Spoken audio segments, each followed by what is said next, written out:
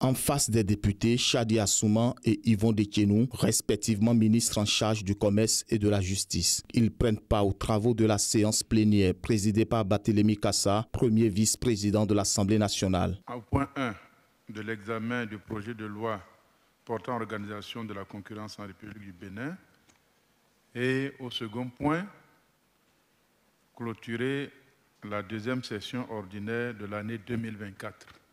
La loi portant organisation de la concurrence en République du Bénin, dont l'examen a été entamé déjà la veille, c'est-à-dire le mardi 21 janvier 2025. La mise en œuvre de cette loi va stimuler davantage l'innovation et permettre au ministre du Commerce de mieux protéger les intérêts du consommateur. Elle vise également à garantir les conditions d'exercice équitable et le libre jeu de la concurrence. Le test regroupe 101 articles répartis en 12 titres.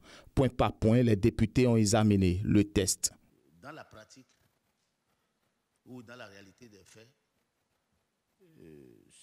ce qui caractérise la concurrence déloyale, c'est les pratiques commerciales déloyales.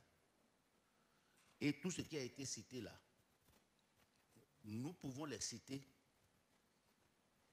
comme pratiques commerciales déloyales et on n'a pas obligation de renvoyer obligatoirement là-bas.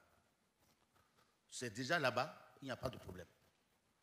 Mais si on considère ce que je dis là et on les prend comprend tout l'ensemble comme pratique commerciale déloyale, caractéristique de la concurrence déloyale, je crois que la loi comporte 4 grandes innovations. La première, elle crée l'autorité nationale de la concurrence conformément aux exigences de l'UEMOA et de la CEDEAO en matière de régulation de la concurrence. Cette autorité a des prérogatives bien précises, notamment conseiller le gouvernement sur toute question intéressant la concurrence ou pouvant en affecter sa réalité. Elle vient remplacer le Conseil national de la concurrence créé par le test en vigueur. Les autres nouveautés concernent la réglementation des fusions et acquisitions, le monopole, les contrats d'exclusivité et les clauses de non-concurrence. Cette innovation est nécessaire au regard du fait que le Bénin commerce beaucoup plus en régional qu'à l'international.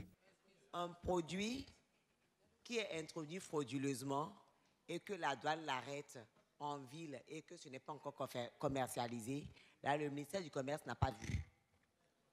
Mais quand le produit est importé frauduleusement et commercialisé, donc ça veut dire qu'on retrouve sur vos étals ou dans votre boutique des produits que vous êtes en train de vendre non introduits frauduleusement, vous prenez d'abord cette sanction-là. Les députés réunis en séance plénière de ce mercredi 22 janvier 2025 sous la présidence de Barthélémy Kassa, premier vice-président de l'Assemblée nationale, en ont profité pour clôturer la deuxième session ordinaire de l'année 2024, ouverte le 24 octobre 2024. Une session marquée par la convocation de 7 séances plénières et le vote de 4 lois, sans oublier la concrétisation de plusieurs autres activités qui ont meublé l'agenda des députés pour le compte de cette période.